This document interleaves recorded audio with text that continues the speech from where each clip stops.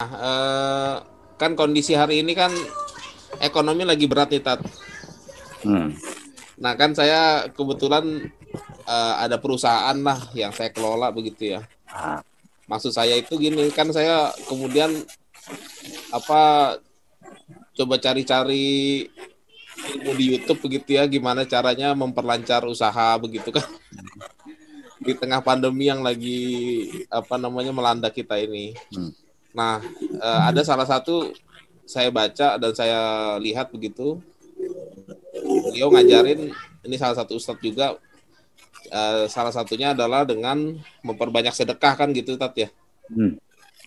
Nah kemudian saya boleh gak sih sebetulnya pertanyaannya, kalau saya kemudian di tengah pandemi yang lagi sulit ini, ekonomi lagi sulit ini, saya berdoa sama Allah dengan tawasul sedekah saya supaya perusahaan saya itu bisa bisa bertahan di tengah kondisi yang tidak menentu seperti sekarang gitu. Berharapnya sama Allah, cuman begitu kita sedekahnya itu ngarepnya sama Allah gitu, cuman kayaknya gimana gitu ya. Nah itu pertanyaan saya, boleh gak tuh, Tat, Ya, biasanya kan kita ngasih-ngasih aja gitu ya. Nah ini kalau kita niatin, ya Allah ini saya sedekah, mudah-mudahan usaha saya dilancarin, dibukain rezeki lagi di tengah pandemi corona yang kayak begini gitu kan. Nah itu boleh gak, Tat, kira-kira? ya. Sebetulnya ketika kita sudah mengatakan saya niat sedekah karena Allah, itu harus kita yakini dalam diri kita itu bahwa Allah pasti akan memberikan balasan yang berlipat-lipat. Itu aja. Di dalam Al-Quran dikatakan alladzina yunfikuna fi sabilillah kama tadi habatin ambatat sab'a sanabil fi kulli sumbulatin mi'atu habbah. Wallahu yudha'ifu liman yasha wallahu wasi'un alim. Orang-orang yang menafkahkan, termasuk di dalam kalimat itu adalah orang sedekah. Tapi di jalan Allah, fi sabilillah, maka Allah berjanji kepada orang itu akan melipat gandakan seperti satu biji yang tumbuh menjadi 7 tangkai dan tiap tangkai berisi 100. Berarti kalau 7 tangkai berarti 700. Jadi kalau Mas Randi menyedekahkan uang nawaitunya fisabilillah, bantu fakir miskin, yatim piatu, jompo janda yang miskin-miskin, kemudian orang-orang yang sedang kena sakit, betul niatnya itu, maka 1 juta berikan, maka Allah akan berikan gantinya kalau secara matematis 700 kali lipat, berarti 700 juta. Wallahu yudha'ifu liman yasha. Bahkan bisa lebih. Memberikannya 1 juta, Allah bisa ganti lebih dari itu. Nah ini keyakinan itu harus dibangun di dalam diri kita itu supaya akan terjadi janji Allah. Sebab yang namanya janji Allah itu akan berhubungan erat dengan keyakinan kita. Kalau kita dalam hatinya nggak yakin, jangan harap. Di dalam hadis qudsi Allah berfirman, ana indadoni abdi bi.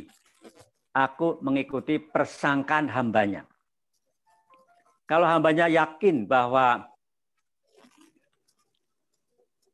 saya berbuat ini, Allah pasti menepati janjinya, maka Allah pasti tepati janjinya. Apa janjinya? Akan melipat gandakan. Tetapi kalau dalam hati kita mengatakan, saya sudah berbuat begini, kayaknya ya nggak yakin, saya belum yakin lah. Nah, nggak yakin atau belum yakin, maka menjadikan apa yang kita harapkan itu bisa batal. Jadi faktor keyakinan di dalam diri kita itu, atau dalam bahasa ayat hadis qudsi tadi, husnudon. Jadi kita perlu berhusnudon kepada Allah. Berbaik sangka kepada Allah. Saya memberi, Allah pasti ganti. Itu. Jadi nggak masalah insya Allah. Itu termasuk mudah-mudahan masih dalam lingkaran ikhlas insya Allah. Gitu Mas Randi. Yang lain silakan. Kayaknya Mas Aji mau nyambung ini. Silakan. Silakan Mas Aji. Assalamualaikum warahmatullahi wabarakatuh. Waalaikumsalam. Sore ini mungkin satu materi yang cukup berat, yaitu materinya ikhlas. Ini materi ikhlas ini kalau di kajian kami waktu saat ini juga masih ngepondok saya, misalnya pas lagi di Malang atau apa, ini yang paling berat. Pengajian ini yang nggak pernah tuntas-tuntas, walaupun udah bertahun-tahun kita ngaji ikhlas. Ya. Karena mewujudkan ikhlas itu kan memang bukan suatu pekerjaan yang seperti anggapan orang gampang, kasih, yang penting udah nggak apa-apa. Tapi bagaimana menjadikan ikhlas dengan meninggalkan ikhlasnya ini yang susah, gitu kan? Kalau kita ngelihat memberikan sesuatu itu pasti ada harapannya. Sementara kita juga udah berusaha bagaimana bahwa Allah itu juga yang membolak-balikan hati. Ini yang pada akhirnya peran nafsu di sini juga sangat-sangat berperan. Kalau mungkin ada satu riwayat cerita yang menyatakan waktu ditanya, apa yang paling berat bagimu? Apa yang paling berat bagi nafsu seorang manusia? Maka dijawabnya ikhlas. Ini yang sangat-sangat susah karena tadi walaupun sudah berharap dan kalau ada harapan dan lain sebagainya, ini yang pada akhirnya mengurangi kata inti daripada ikhlas sendiri. Karena sejatinya ikhlas itu benar-benar lillahi ta'ala.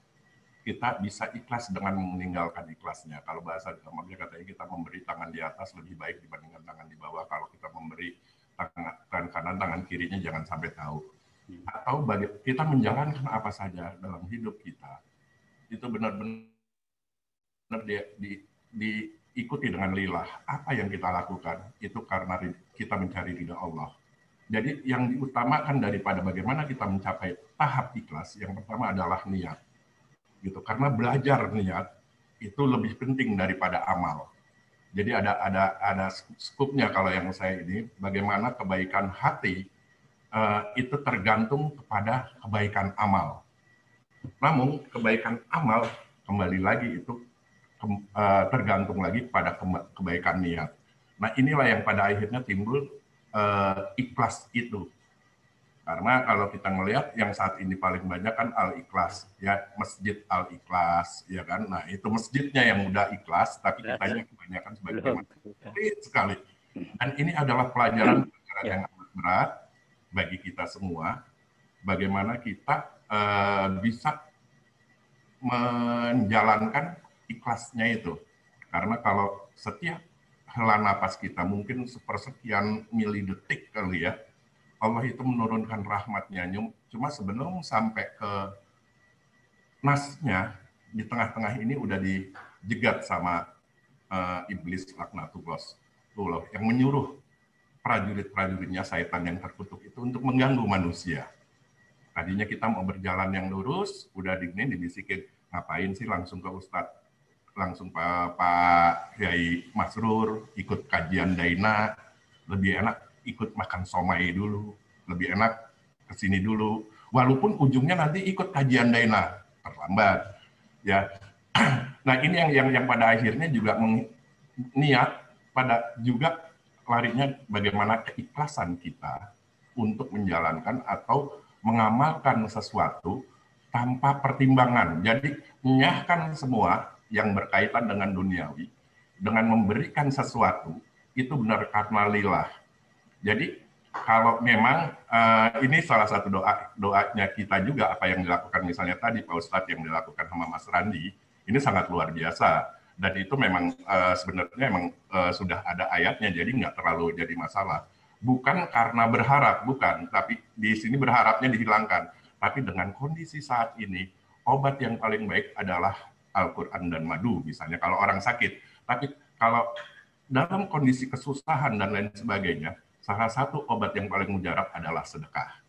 Nah sedekah ini juga bagaimana sedekahnya? Bukan akhirnya berharap dengan saya bersedekah mudah-mudahan perusahaan saya maju, tapi nggak karena lillah, Nah, dari sinilah kita akhirnya apabila memberikan sedekah kepada terus perusahaan kita akhirnya berjalan dengan baik, ini yang pada akhirnya menjadikan satu kita bersyukur. Bersyukur karena apa? Ya, karena akhirnya bagaimana kita bisa membelanjakan penghasilan yang lebih lagi itu kepada jalan Allah. Itu yang mungkin yang harusnya. Cuma emang ini satu Pak Ustadz, mungkin Pak Yai Masrul, pelajaran ikhlas saat ini sangat-sangat sulit. Saya kemana-mana kalau misalnya ini juga udah susah kalau bilang ikhlas, waduh udah berat banget. Kalau ketilang juga polisi selalu bilang ikhlas ya Pak ya. Aduh bagaimana ikhlas, orang kita kasih nyogok diminta ikhlas, kan susah gitu kan. Itu salah satu yang diinikannya. Sehingga kalau saya melihat dari apa yang sudah ada, apakah yang paling berat bagi manusia? Ya cuma satu, ikhlas ilallah. Karena semuanya itu terdorong, ada nafsu, ada syahwat. Antara nafsu dan syahwat di sinilah yang paling berperan, bahwasannya kita bisa nggak mengendalikan keduanya ini. Antara nafsu dan syahwat apabila kita bisa kendalikan, sehingga tidak ada yang bonceng dalam hal ini setan laknatullah itu. Bonceng di aliran darah kita, di sekeliling kita, di kamar mandi kita, di tempat tidur kita, ya kita karena ikhlas ilallah, alhamdulillah bisa selamat. Dan itulah beratnya kenapa kita, bagaimana cara menjalankan ikhlas. Ya mudah-mudahan kita semua dibimbing sama Kiai Masrul, Ustadz Julfi maupun Ketua Dewan Syuro kita Pak Kiai Mukodas, kita bisa ikhlas. Ikhlas berarti akhirnya tawadhu. Bagaimana menyerahkan diri kita sepenuh-penuhnya kepada Allah Subhanahu wa Ta'ala. Kita ini bukan siapa-siapa dan bukan pula apa-apa. Mungkin itu Pak Ustadz yang disarikan kalau saya melihat bagaimana kita menuntun ilmu yang paling berat di dunia ini adalah ilmu ikhlas. Demikian Pak Ustadz. Demikian Mas Radit. Baik. Assalamualaikum warahmatullahi wabarakatuh. Ya, saya menambahkan kaitan tadi dengan bagaimana membuat ikhlas itu. Tadi Ustadz Haji sudah menyampaikan salah satunya niat. Dan sebetulnya Allah sudah menuntun kita bagaimana kita berbuat supaya ikhlas itu. Salah satu contoh, Allah mengajarkan kita sholatul lail, sholat tengah malam. Sholatul lail atau sholat tengah malam itu adalah dalam rangka membuat diri kita itu ikhlas. Kenapa? Dikatakan oleh Nabi, wasallu bil lail wan nasu niyam. Sholatlah di tengah malam ketika orang-orang sedang tidur nyenyak. Artinya apa? Ketika kita sholat malam itu tidak ada satupun yang melihat. Karena orang sedang pada tidur nyenyak. Itu adalah latihan ikhlas yang luar biasa. Tapi memang setan tadi gangguannya atau mengganggunya juga nggak kalah-kalah dengan kan udah luar biasa. Begitu pagi-pagi kita di kantor, pagi-pagi baru jam 8 dan 9 menguap. Akhirnya ditanya sama teman kantor. Tadi malam nonton bola ya, pagi-pagi udah menguap. Apa jawaban kita? Enggak, tahajud. Nah ini kan jadi bisa mengurangi, ya kan? Padahal tadi udah ikhlas, cuma gara-gara ditanya menguap, nonton bola ya, enggak tahajud. Nah, akhirnya nilai ikhlasnya itu berkurang.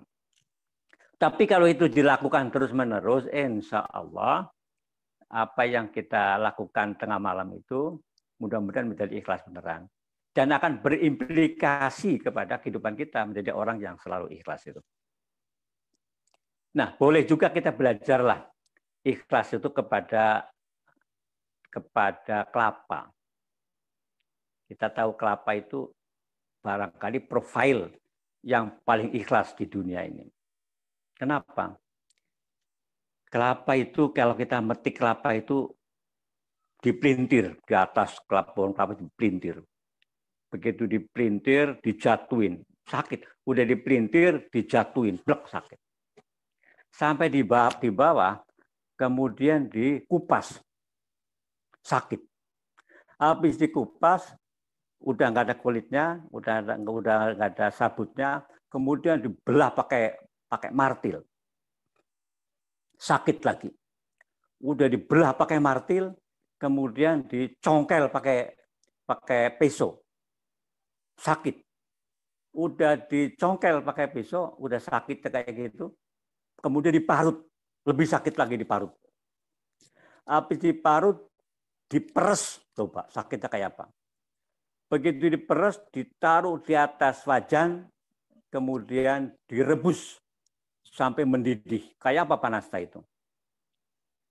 Kemudian begitu selesai, udah selesai masak, sang ibu itu ditanya, Bu, tadi masak apa? Saya yakin ibu tidak akan mengatakan itu masak kelapa, enggak.